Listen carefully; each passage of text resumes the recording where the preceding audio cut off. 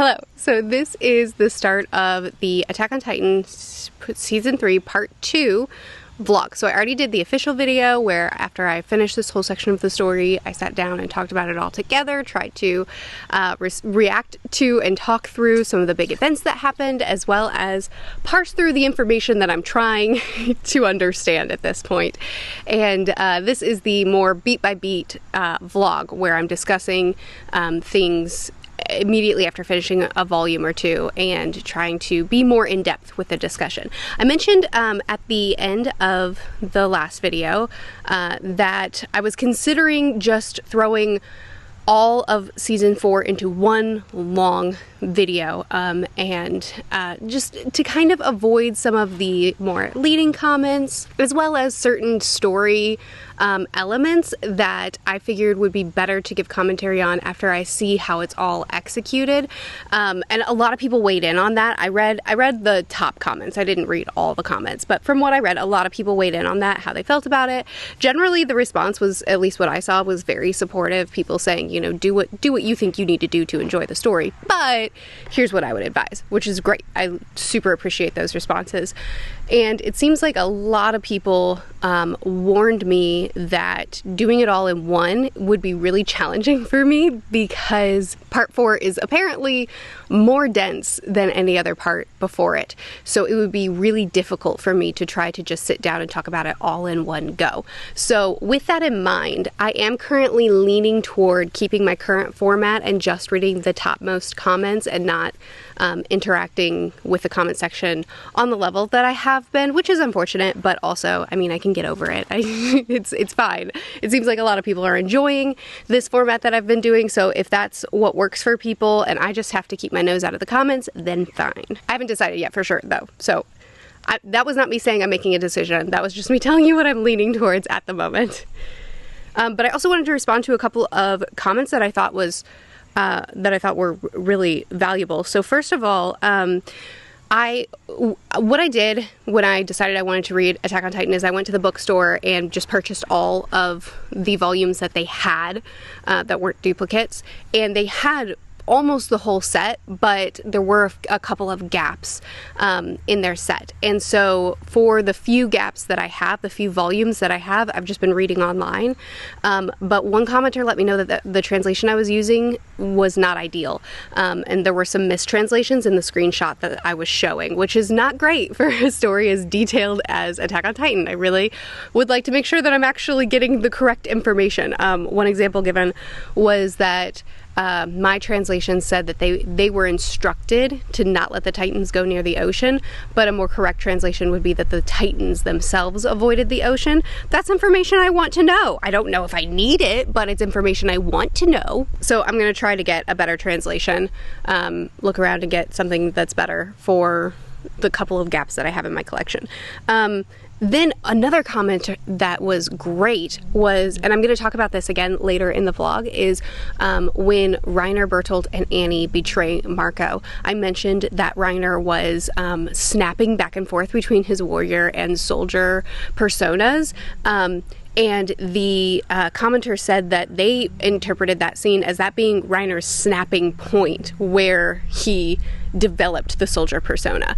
I love that interpretation. Maybe it was obvious and it just like went over my head, but I loved that perspective and that makes me view that scene in even a whole new angle. So I really appreciated that. And this is why it's hard for me to stay out of comments, because sometimes people help me to see the story from another angle, and I don't like just talking at the internet and being like, this is my perspective on a story. Deal with it. You know, like I want people to help me see it in a more nuanced way. And I'm sad that I'll not have that, but one commenter pointed out I do talk to my patrons a lot about the story, so I probably should be okay with not reading as many comments, and they're probably right. Okay, I think that's all that I wanted to check in about. So welcome to the vlog. Now we can move on to, you know, the other Murphys. Bye. Hello.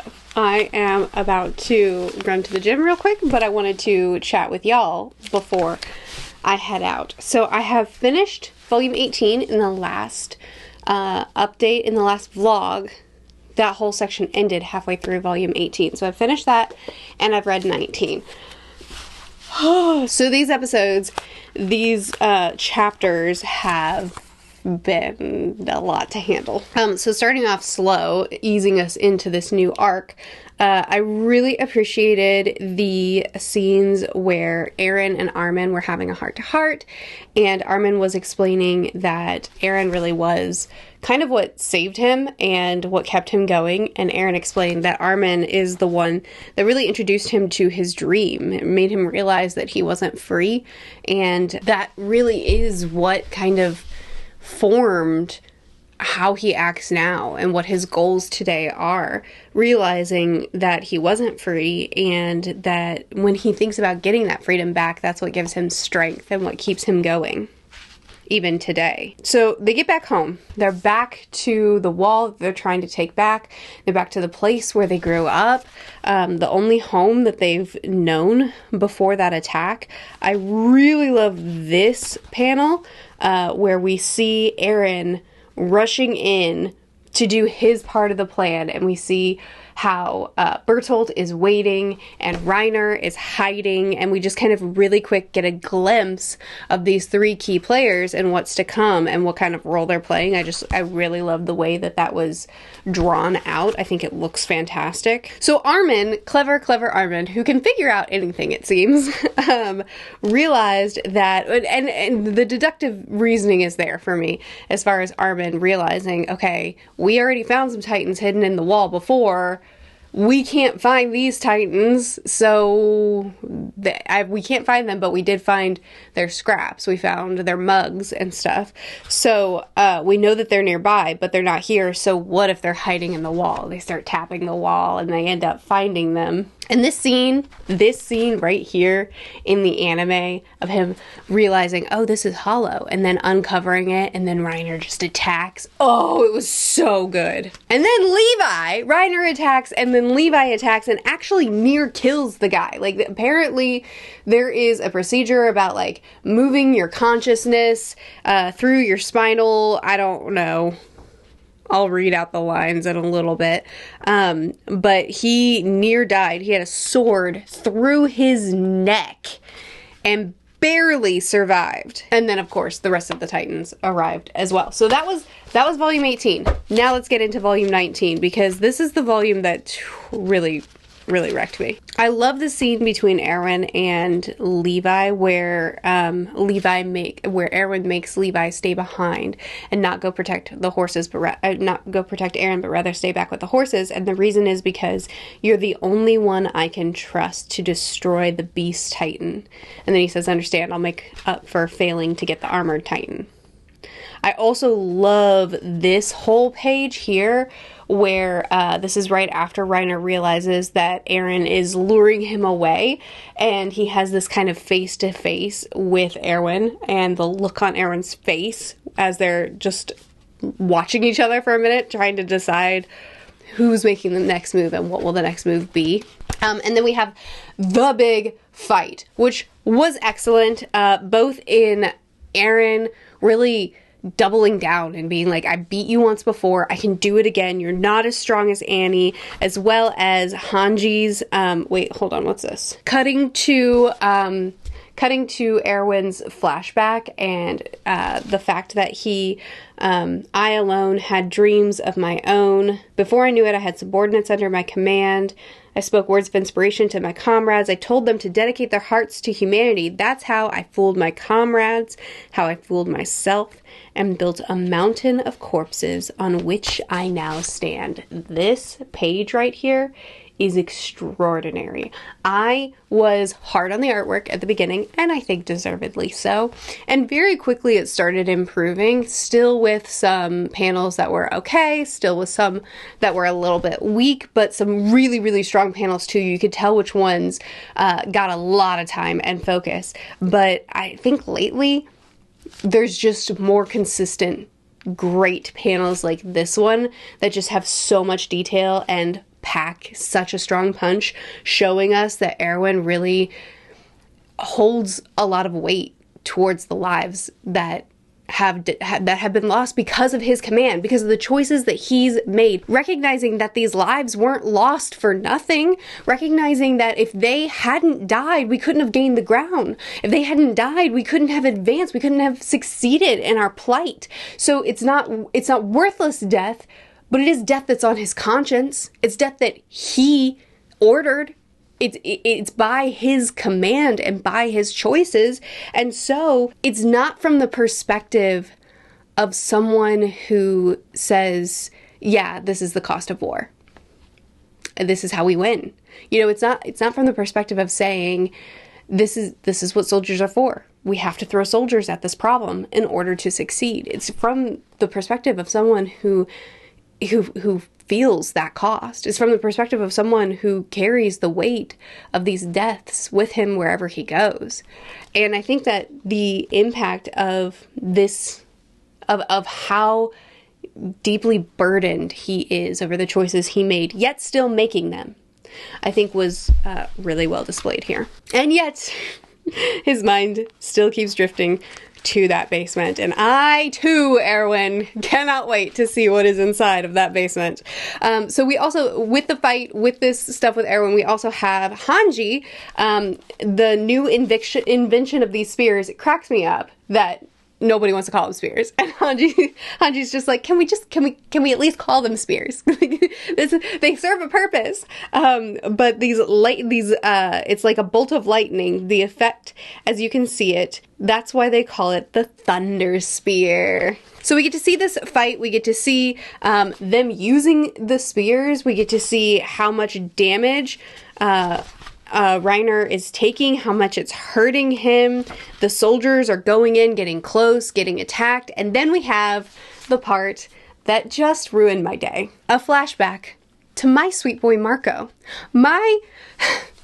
I was so attached to Marco because he's that doe-eyed sweetheart. He's kind of like Connie. He just had the best intentions. Such a tender-hearted fella, from what I saw of him. Just seemed like such a kind-hearted person who was here for the right reasons. Here, he had this doe-eyed look of what this would be, and they all kind of got slapped across the face with how horrible it actually was, but he just seemed like such a pure-hearted lad, and his death really affected me. Like, it really hurt when he died. And I thought that it was so well played. Now to go back to bring him, to unearth him in the story, only to make me hurt more. I'm still holding on to that little bit of more information. Reiner and Bertolt are having this conversation that Marco overhears, and he's smart. And so Reiner snaps. The way I took the scene, he snapped from his soldier persona to his warrior persona. And he went into a fearful defense of, I can't let you live.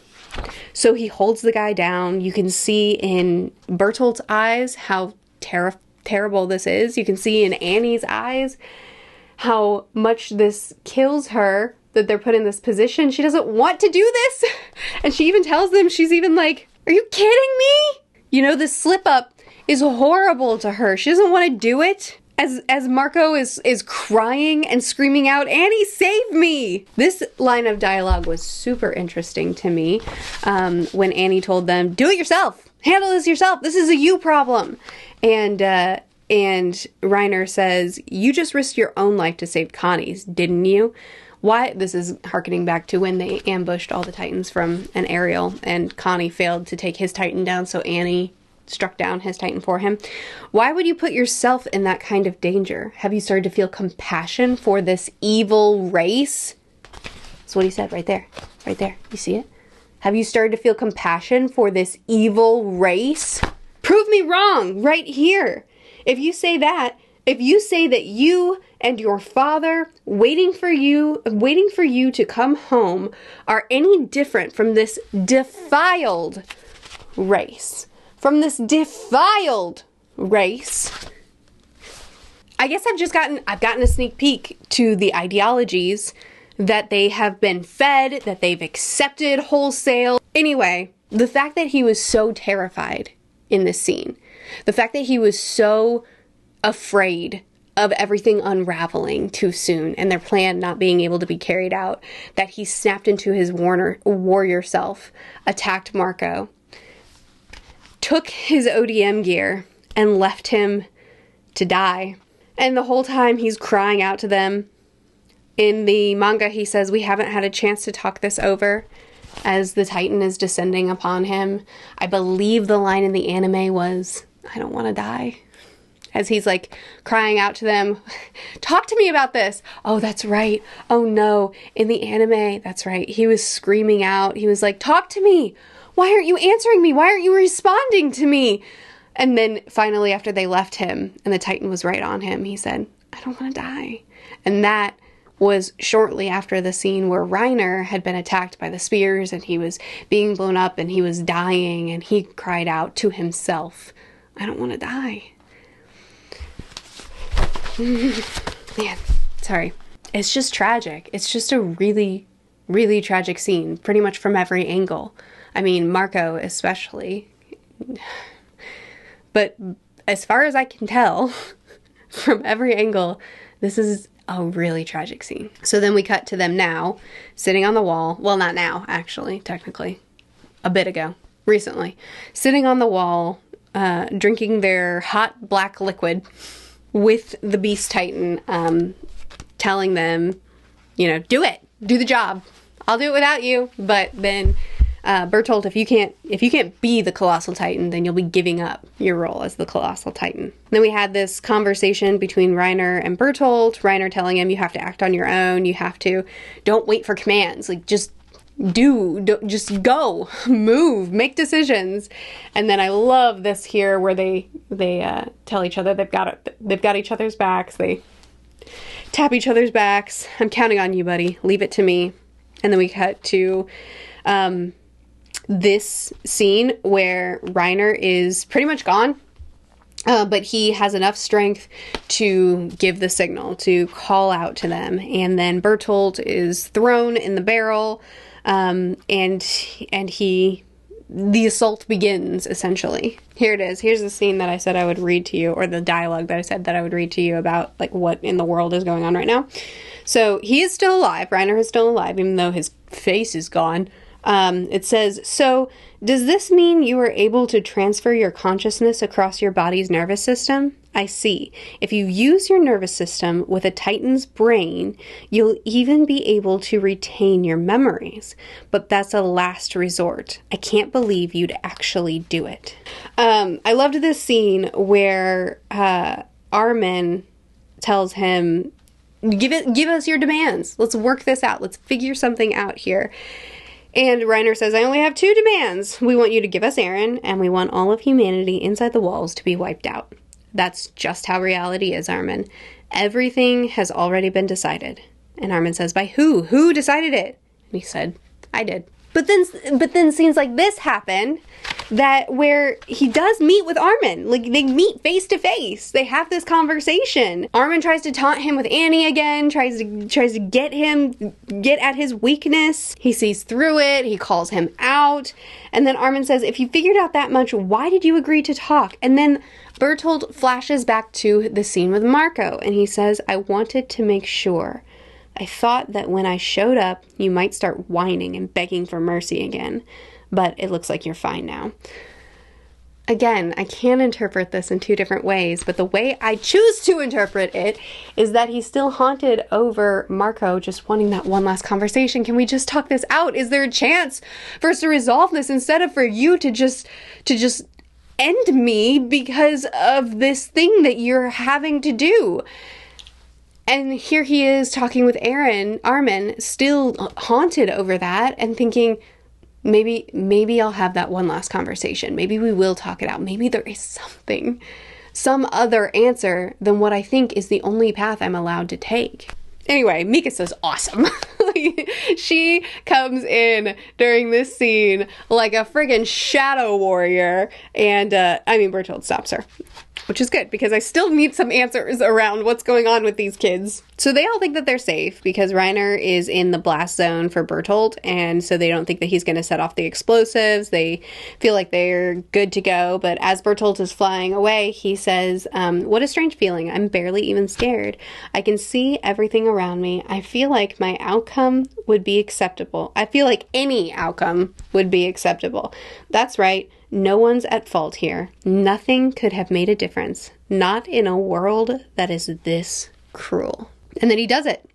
He sets off the bomb. And they are observing that it's very possible that only the ones that are here with Eren have survived. Everyone else is gone. We even get a little brief glimpse at Hanji when it first sets off, which was among those in the blast zone. In the anime, it seemed a little bit more concrete, like they were stating only the 6 of us are alive, and in the manga, it seems to be more of a question, like, are we it? I'm still waiting for confirmation. I'm not convinced that we just killed off that many characters all at once, but we shall see. And then it ended on the Colossal Titan, a look at Reiner, who is still hanging on there a little bit. But the Colossal Titan standing up, and our few survivors saying, could we be the only ones who survived? And that's it. That's where I am. So I'm going to watch more today because I need answers. I've been told that it's going to be difficult for me to stop in between episodes at this point. Like the last 7 episodes are just like kind of a marathon. So I think I'll be able to break it up into 2 days. That's my plan anyway. That's the chicken. Hello. So I have read volumes 20 and 21. I'm very confused. So I have a lot to talk about in this little section here. First of all, Master Strategizer Extraordinaire, Armin, starts questioning himself in this section and wants Jean to take over as Strategizer. That's on one side of the wall. And on the other side of the wall, we have the Beast Titan flinging rocks at Levi and Erwin and all of them. And it's not looking good. It does not look like anybody is making it out alive as this happens, and as on the other side, the Colossal and the Armored are absolutely wreaking havoc. The Colossal is kicking Eren through the wall, essentially. Not really, but like on top of it and fracturing it, and it's a mess. The Armored is getting back up no matter how many times he's knocked down. The Colossal can exude this extreme steam that makes it really, really difficult for them to be able to actually hit him. And when they strategize a coordinated hit, even then, things don't go exactly as planned. Sasha gets badly injured. It's just not going well for anyone in any category. So that's what's going on here. Actually, everybody's getting injured. Really, Connie, his throat is burned. Mikasa got hit by shrapnel. Sasha got a spear through the shoulder, I think it was. I'm pretty sure Jean also got hurt. And then on the other side of the wall, all of the cadets are just sitting there realizing, this is it. Like, I went into this war. I really love this line here. I went into this war knowing that I was challenged. Like, are you ready to die for the greater good, for humanity? And he was like, yeah. I thought I was. I ended up thinking I would, but I never imagined that dying like that could be so meaningless. And when I think about it, that's what happens to nearly all of us who die. Why did I ever think that it'd be different for me? And it did a really good job, especially in the anime, of just depicting them falling as these rocks were being hurled at them, and as just person after person was taken down, and the sheer number of people that were lost in this particular bit, and how, again, hopeless it felt, and how meaningless it all felt. And, you know, I can feel their plight as they're all just sitting around going, this is it? This is it? I absolutely loved the scene between Erwin and Levi, where Erwin says, okay, I have a plan, but if this is gonna happen, I gotta die. And that makes me want to go back and talk about something that I talked about in the last vlog clip when I showed you that, I almost said piece of art. It was a piece of art.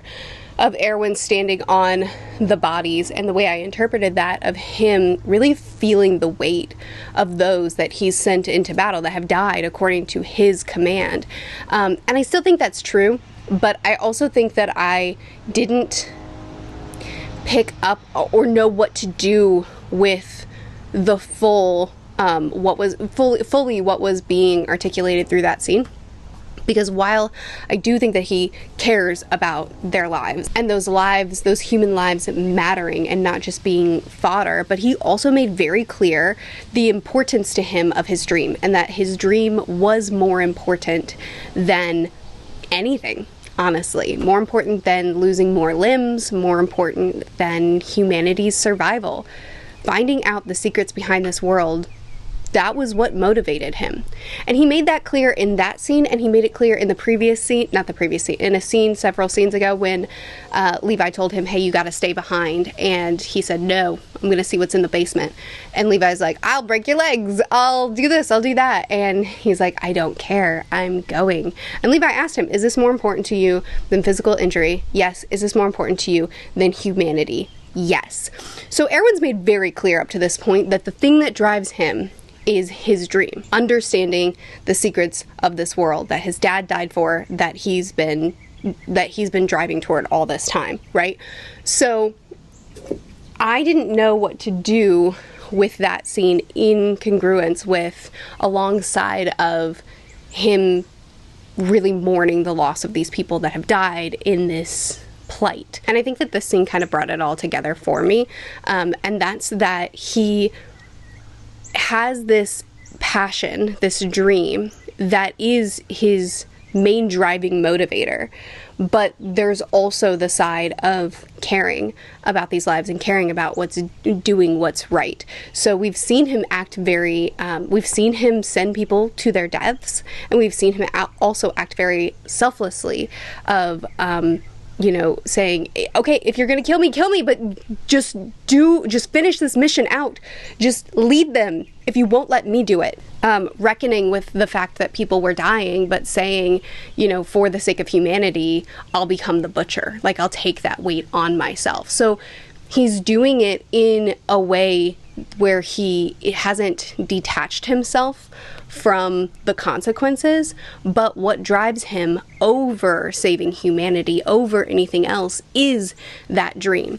And this scene here that he has with Levi is him setting all of that aside and saying, I have a plan that I think is going to bring us to victory. And this time, my life has to be one of the lives put on the line in order for us to have victory, which means that I'm giving up on my dream. The thing that's been keeping me alive, that's been keeping me driving forward, I don't get.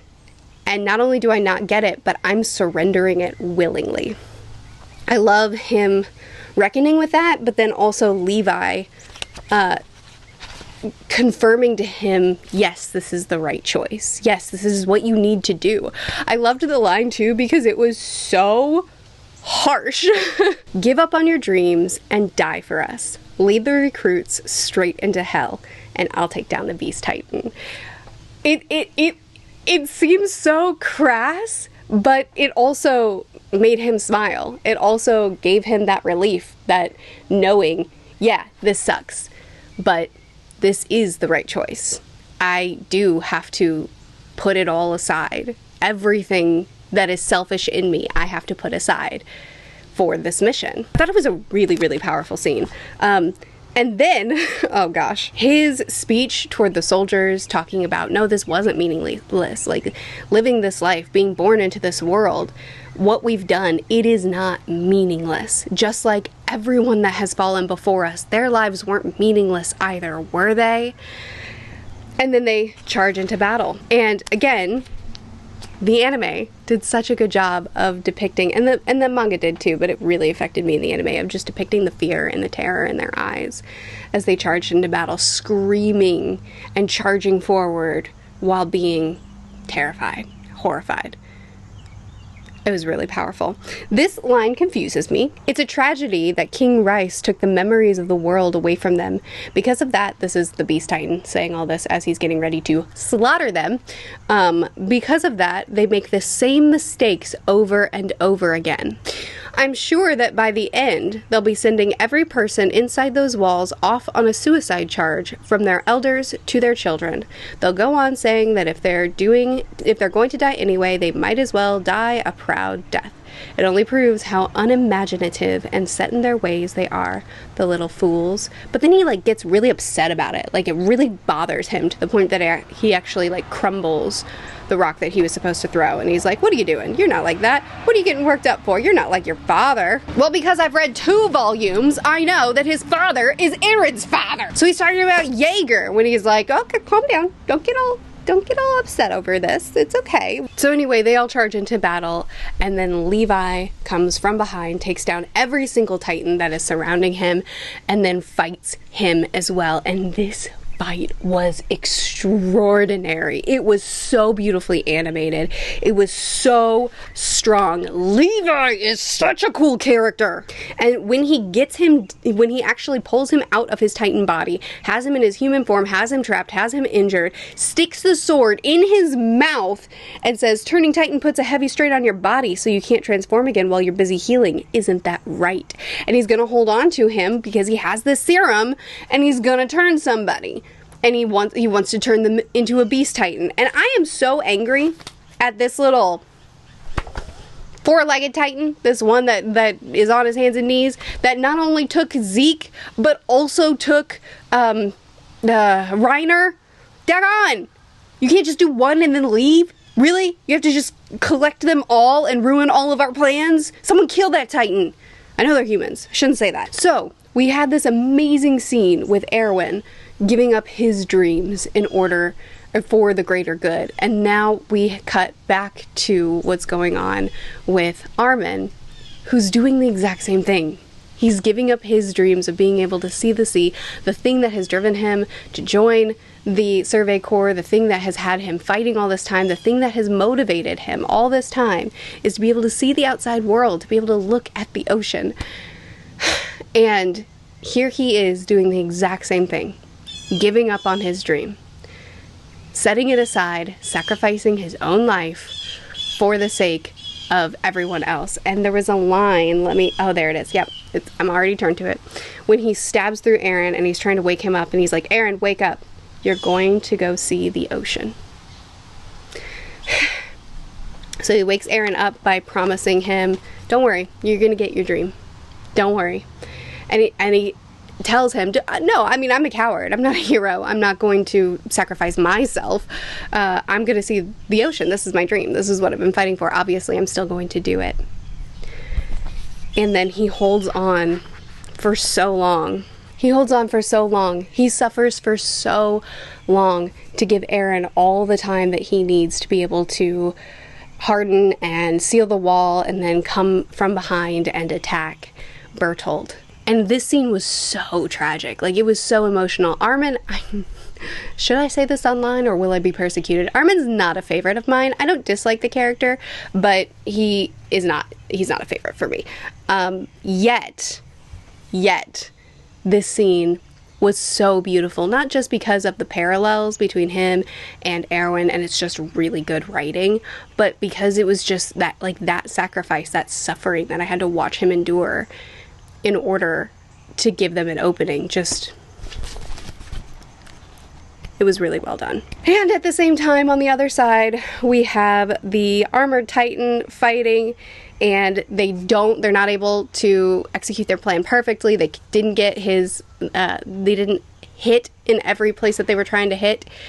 And it didn't look like it was going to work out. Mikasa was going to go try anyway, probably going to die, but Hanji, who apparently is alive, Hanji came in at the last second and made it so that they could also capture Bertolt. So now we have, at the very end, we have Eren issuing an excellent attack. We have the Beast Titan in our clutches. We have the Armored Titan in our clutches. We have the Colossal Titan about to be in our clutches. So this volume ends in a really happy place. But because I've read more, I know that we lose 2 of the 3. When Aaron is faced with the Beast Titan... Oh wait, I'm sorry. The Beast Titan was nabbed at the end of the last volume, and this volume begins with Aaron and Zeke face to face. When they're face to face and Zeke tells him, "We're both victims of your father. He's brainwashed you." So this is a very interesting line, because I know, because I've read to the end of this volume, that Zeke, his dad did try to train him up to be a child soldier, and he turned on his dad to be a child soldier for the other side, honestly. So his dad was trying to get him to fight for the Eldians, and he chose to fight for the Marleyans. So did Jaeger brainwash Aaron and try to brainwash Zeke? But yeah, he did try to brainwash Zeke. Did he, or was Zeke brainwashed by the other side? Or they both tried to brainwash him, and generally everything sucks. Okay, so Mikasa goes up to where Levi is to let them know, hey, we have Bertolt, hey, we have Reiner, and we also have Sasha. We could make her the Titan and execute the plan this way. Just go ahead and shoot off a flare if that's not going to work out, if you can't find him. And then she shoots off a flare as soon as she sees this desperate situation. She's just like, yeah, I'm going to shoot that flare. I think there's more pressing things happening here. So this whole conundrum that we face, where what's-his-face at the last second drags Erwin back to them near dead, on the brink of death. So now we have, of course we do, because of course we do, now we have Erwin and Armin, who are both on the brink of death. Both probably only have a couple minutes left to survive. And we have 1 serum, and I know that you can probably, I guess I don't know, but you can probably inject half here and half there, and then have 1 consume Bertolt and 1 consume Reiner, although Reiner's about to be kidnapped.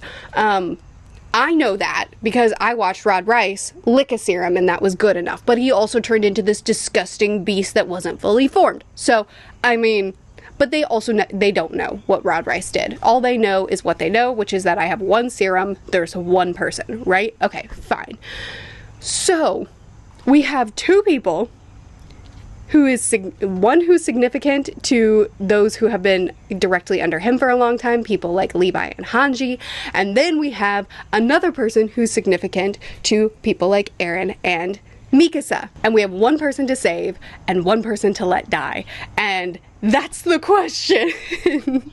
So I tried to make myself, I tried to figure out who I would choose in that moment, putting myself in Levi's position, which means I have a minute to make a choice, right? Like, I can't just sit here and dwell on it for a long time. And my gut said Erwin, because he is a military commander and has been in this war for a long time and has a lot more inside information than other people have had. He has a lot of experience. He's very physically able. And Armin, who is very strategic and his mind has been the thing that has been the clutch for a lot of stuff, but physically, he's not a fighter, right? Like, on the ground, he's not our greatest asset. And in Titan form, that would increase. But Erwin would be a beast of a Titan. Not actually, because he would be an armored. He would be a colossal Titan. Oh, I just spilled my green drink all over me. So my heart said Armin because he is a sweetheart and because he's an underdog and because it just seemed like go for the kid, not for the grown man, save the child, not the adult. But I putting myself in Levi's position, knowing I have a split second to make this decision, I went with the most practical choice. Like, I chose Erwin. And Levi did too. First, but ultimately chose to let Erwin rest. Ultimately decided he's done fighting. He's done making himself into what did they call him? A devil. I really appreciated the way all of this played out. Like, I wasn't super invested on who got chosen, even though I made my choice. I thought either way, like, the story goes on and it's going to be interesting, right? So for me, my appreciation of this scene is primarily in the way it was written, the way that the characters were paralleled to each other, down to them having a dream that drove them forward and sacrificing that dream and then being put in this very vulnerable position. On both sides, people screaming at Levi, Armin is a huge asset because of how much he's helped people with his intellect, with his mind, with his strategizing. Erwin is a great asset because of how he's led people and how much experience he's had and how great he is on the ground. Both sides being very emotionally charged, both sides being invested in one more than the other, and then ultimately the decision being made. But being made as a sort of subversion. We know that Levi is going to be more inclined to choose his commander, and he outright says, I'm choosing Erwin, right? And then changes his mind at the last moment and picks Armin. And we find out by seeing Armin come over the wall in Titan form, and then Bertold crying out to them, help me, which launches us right back to that very same thing, Bertold walking away from Marco as he's screaming out, help me. It's tragic. Like, it's so sad. The whole situation, it's such a desperate situation, and I think it was written so extraordinarily. And I don't think I have strong feelings about one being chosen over the other, though I would have chosen Erwin. I'm sure Armin is going to live up to being well worthy of having been chosen. At the end of the day, either way, a life is getting to live and a life is dying. So no matter what, it's a terrible situation, and it was extraordinarily told. I also think that Levi just wanted Erwin to have that peace that he had at the end. You know, he saw Erwin's smile and his eyes clear, and he saw them. I mean, he said, after Levi told him to give up his dream and make this sacrifice, he smiled at him and said, thank you. And I think Levi just wanted to let that be the end for him, not unearth him and make him keep fighting. I think it was saving a kid and letting that kid keep fighting and see his dream, but also saving his friend in letting him finally rest. I love the look on everybody's face when Armin is taken from the Titan and they're all just crying over him, and in this desperate excitement that he gets another chance. I also love this page where we see them come home, and it's them as children and them as adults coming home. We get to see the basement, and it's so, I don't know, cold, empty, dusty. All this time has passed, and it holds these secrets, and we see the drawer that's empty, but inside of it are the books that give us all of these answers, and I'm confused. Now that we've started getting answers, I'm very confused. Okay, so we have a picture, we have a photograph. So letting us know that the technology outside of the wall is stronger than inside the wall. So not only do we have an erasure of history by the Rice family, by the royals, not only do we have an erasure of history, and mind control, but we also have an erasure of progress, which is interesting. We find out that not only are there Titans living outside of the wall, humans who can transform into Titans have created their own little civilization, but actually a huge civilization of humans living outside of the wall. And the life outside of the wall is strongly reminiscent of World War II, Nazi Germany. So this took a minute for me to process, because I feel like I have, and I know I miss stuff. Like, I know I don't do a great job. Sometimes, like, I'm way off base or I miss really obvious stuff. But I'm really trying to internalize the information that's coming to me, process it, piece things together. Like, I'm really trying to keep up with this story that's doing a lot. But like, this felt so out of left field. When we actually went to Jaeger, what's his name? Grisha Jaeger. When we went to him as a child and saw him put on the armband and then call, what did they say? Like, oh, there it is. Vermin. They were calling them vermin as they're pushing past them, and, you know, they're not allowed to go outside of the walls and like all this stuff. I'm just like, what?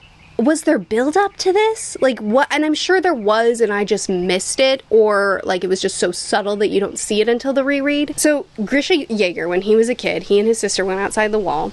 They got caught. He took the beating. She was killed. And then he had to be indoctrinated to get this history of them exchanging their making a deal with the devil, essentially, to have this Titan power. And then they were, you know, this horrible, disgusting race that destroyed people, and now they have to be oppressed. Grisha doesn't buy it, though, and doesn't want to accept this. He ends up finding out about people who aren't falling in line with this ideal, and are kind of like the rebel forces. What our ancestors had done was right. If we wanted to set the world right once more, we had to bring Eldia back into power. And I'm going to be honest with you, when all of this, because I did anime first, when all of this was being just fire hose slung at me all at once, and I'm like, okay, who are the Marleys? Who are the Eldians? Like, which ones? Okay, it was just a lot. It was a lot being thrown at me at once. And then they have this other history that they're kind of trying to decipher from these ancient texts that they can't actually read. They have another bloodline, part of the royal bloodline, Dinah Fritz, who comes in, and they just build up this whole force that is trying to, that tells a different history. We find out that they are the parents of Zeke, and then we get this whole section. Listen carefully, you Eldians. We, the Marley government, have decided to gather warriors of Marley from among you, the subjects of Ymir. So I guess the proclamation from King Fritz is that they're going to rise up and they're going to rule again, and now they're trying to squash it. And so they're collecting warriors from intermittent zones around the continent. Healthy boys and girls from the ages of 5 to 7 will be gathered to turn into child soldiers. These will be warriors. We've heard the word warrior used a couple of times by Rainer, right? His warrior persona, his soldier persona. Them and all their families will be honorary Marleyans. Oh, so generous. And then we have the owl, who is working with, you know, Jaeger and all of them behind the scenes, like in the shadows, who lets them know that the reason the Marley government has now decided to move is so that it can be the first to adapt to the coming struggles over resources. As you know, incredible advances in military technology have been made in recent years. Marley now uses the power of the Seven Titans to maintain its position as a leader of the world, but the day will soon come when this power is no longer absolute. This is an overwhelming amount of information, but this line is significant. While we have still not heard anything from King Fritz ever since he hid himself away behind the walls, he left behind these words 80 years ago.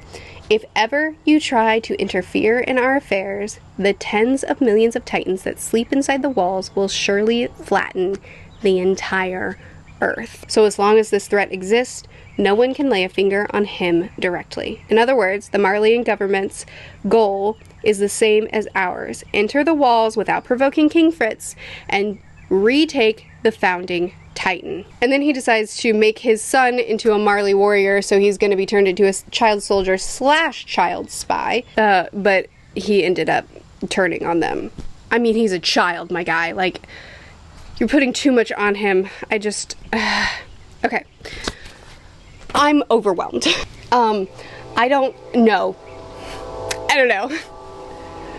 I'm really trying hard to keep all these things straight and to piece things together. And I don't know, maybe I should understand more than I do right now. I'm mostly just overwhelmed trying to keep track the two different sections of Eldians and the Marleyans and their different histories and their different struggles for power and the implications behind all of it. I'm not sure what to do with it all. I'm taking notes. I'm trying to keep track of things, but I'm mostly just overwhelmed. My patron said I'm supposed to be confused at this point in the story, so that's good because I'm confused. I still have one more volume to read though before this section ends, so maybe I will find some sort of clarity. I'll see you when I do that. Hello, you're back to Backyard Murphy. So now we're going to talk about this final volume, the one that I had a bad translation for.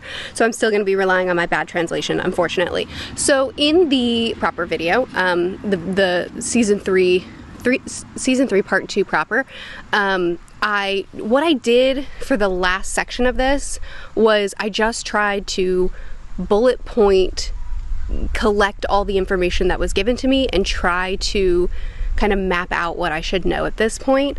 I'm sure I still missed stuff. I'm sure I still understood some stuff, things that will be clarified as I read on. Like I'm not expecting to understand every single beat of the story in my first time through it, but I'm really trying.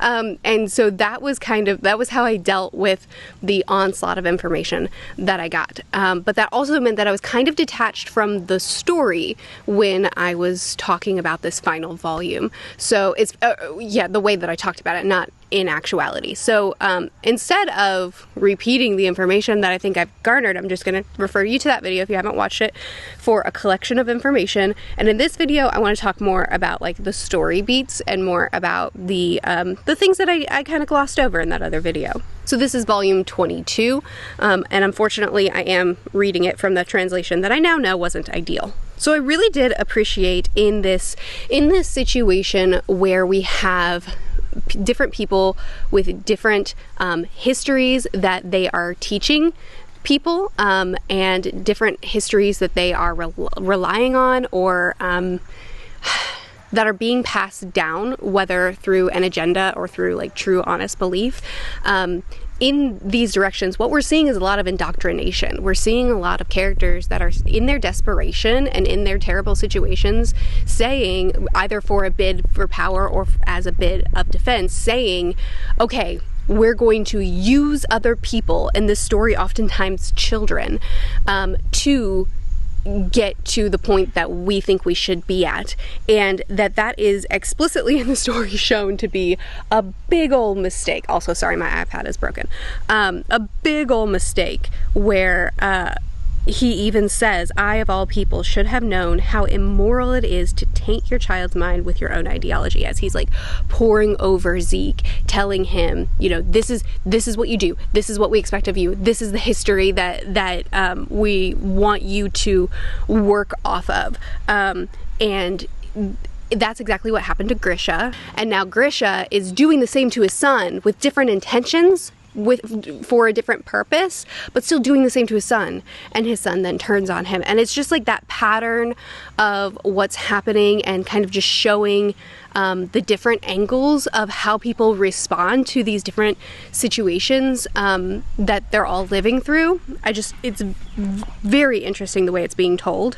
The scene where we saw them all on the wall, all lined up on the wall, and they're being transformed into the Titans and then kicked over the wall and either meant to be hunted down or meant to just wander in their Titan form for forever, I guess, or for however long until they're destroyed, was, oh my goodness, such a stark scene. This sort of biological warfare that's happening by turning them into Titans and then making their job easier by having the Titans hunt the people that they don't transform, the people that aren't, I guess it's that the Eldians are being transformed, and those that are Marleyans that have turned and supported the Eldians, they're being hunted by the Eldians, or by the Titans that have been biologically transformed into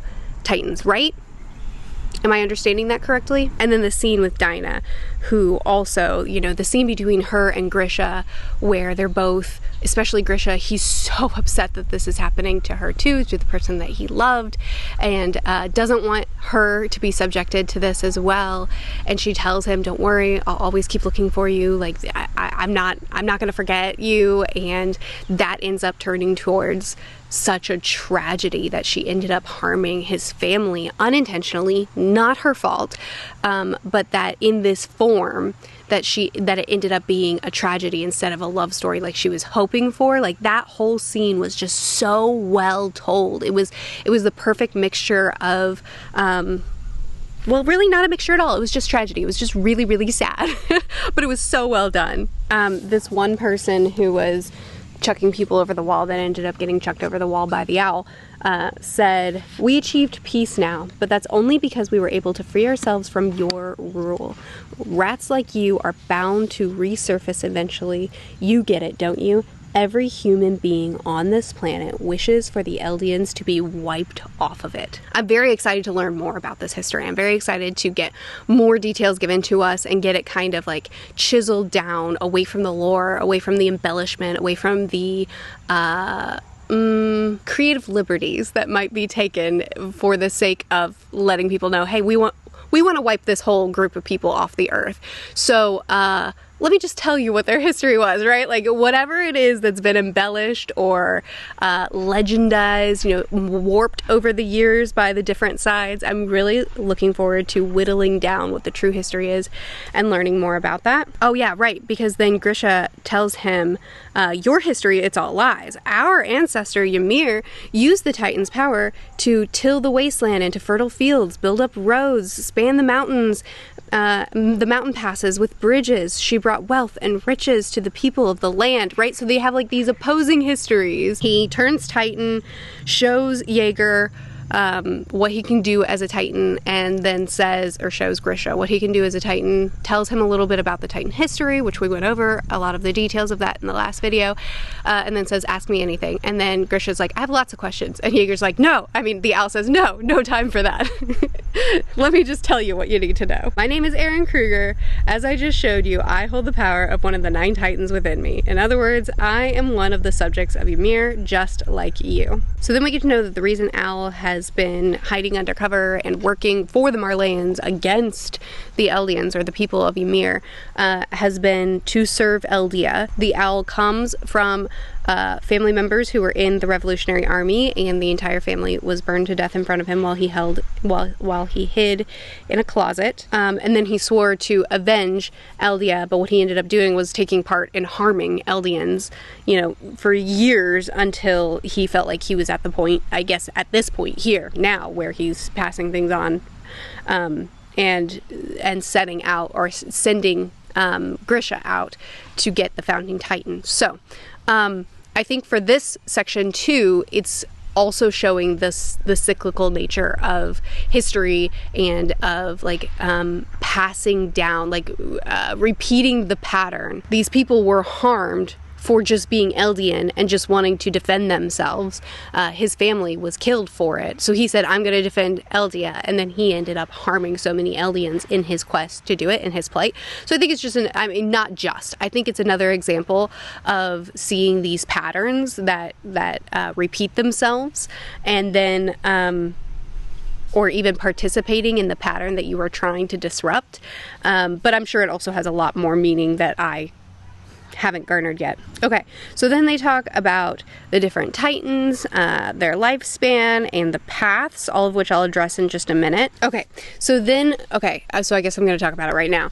So then he goes through like a bunch of information that I covered in the last video, and he ends on get a family, find someone to love inside the walls. If you won't, it'll just repeat itself over and over again, the same history, the same mistakes forever.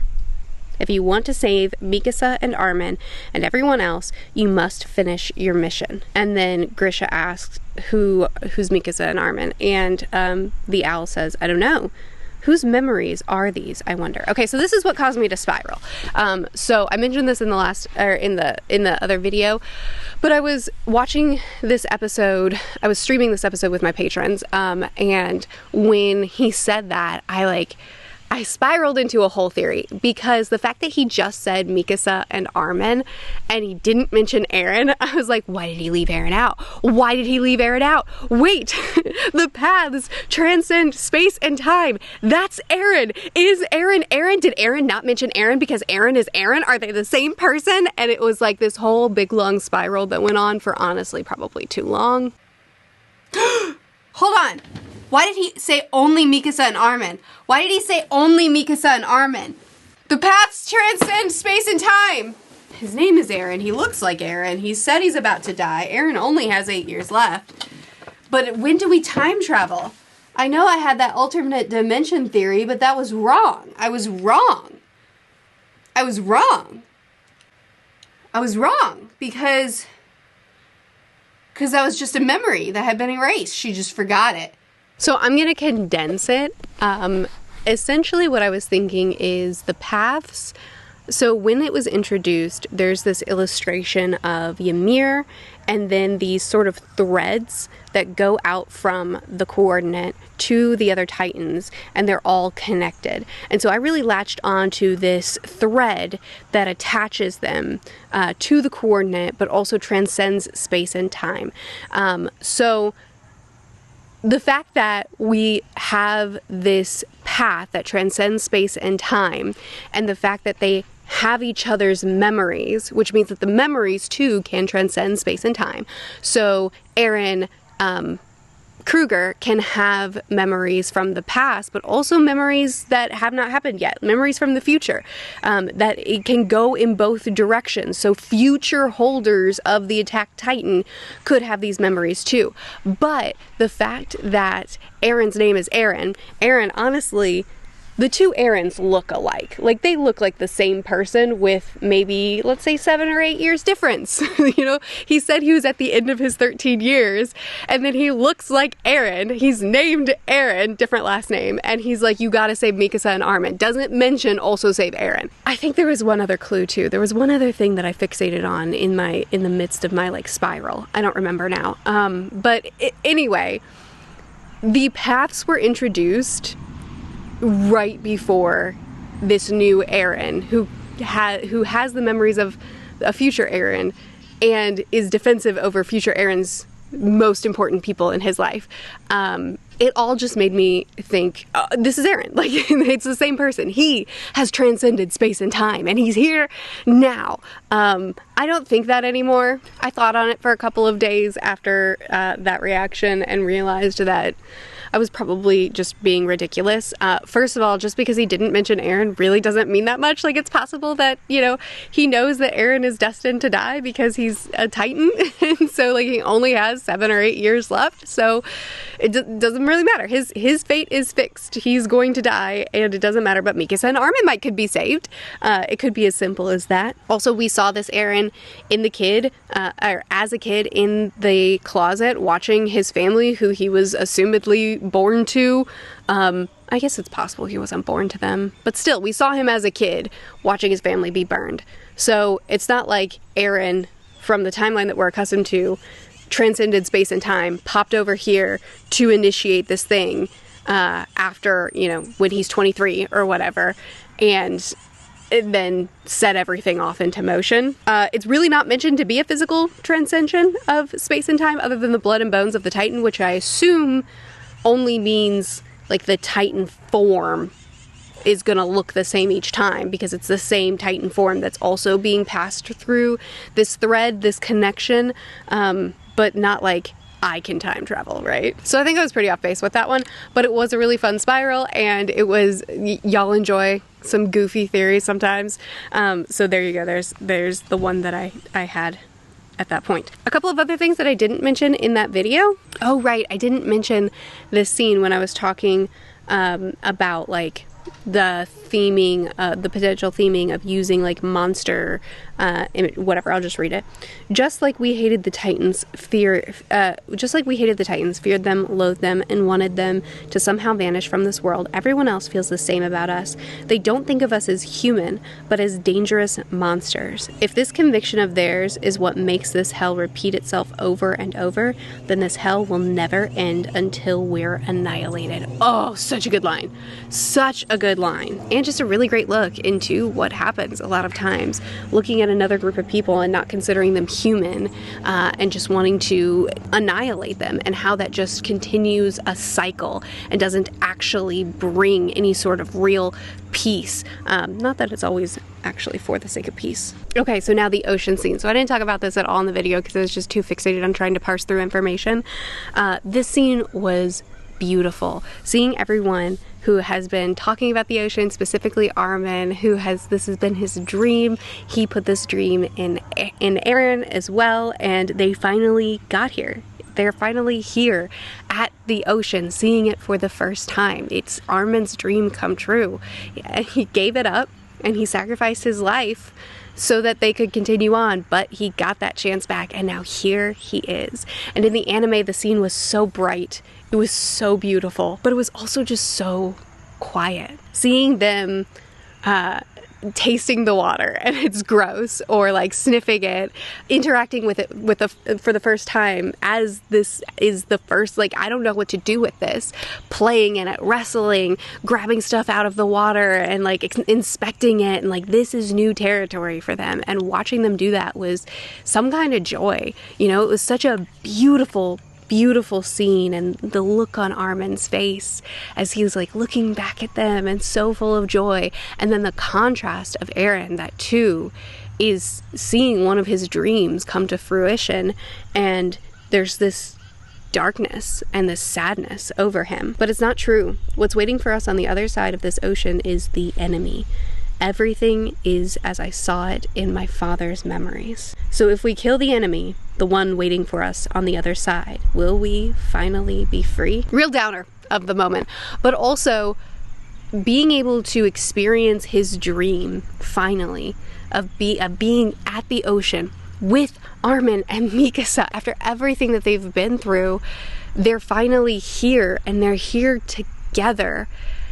And the fact that Erwin couldn't just pause everything and just appreciate this moment, because he realizes that they still haven't experienced freedom, that there's still someone that will not rest until they're destroyed, that they're still in danger, and thinking, it seems like potentially thinking of continuing that cycle, believing that if we can just destroy them first, if we can just kill them, then will we finally be free?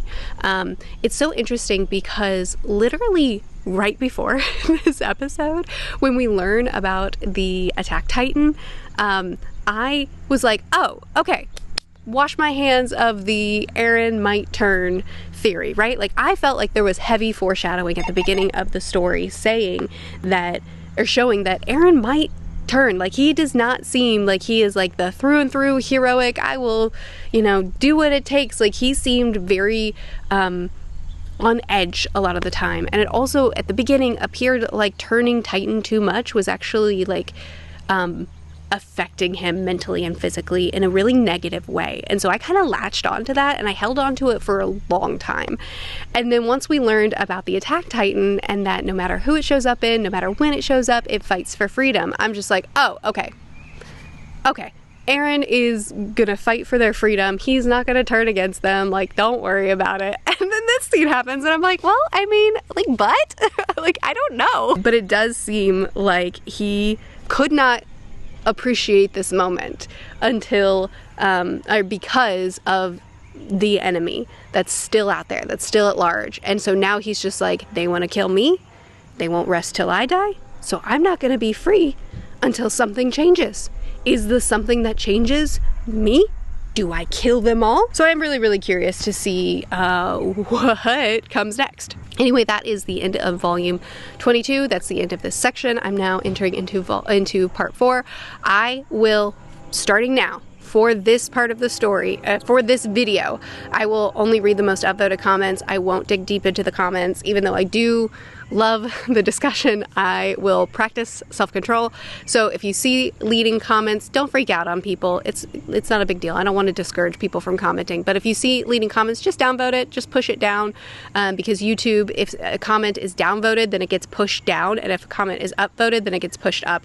So I'll just read the top upvoted comments so I can still engage with y'all some, and I just won't be able to do it as much as I like to. So sorry about that, but that is what I'm doing. So thanks for hanging out with me for these longer videos. I really appreciate it. I'll see you again soon. Bye.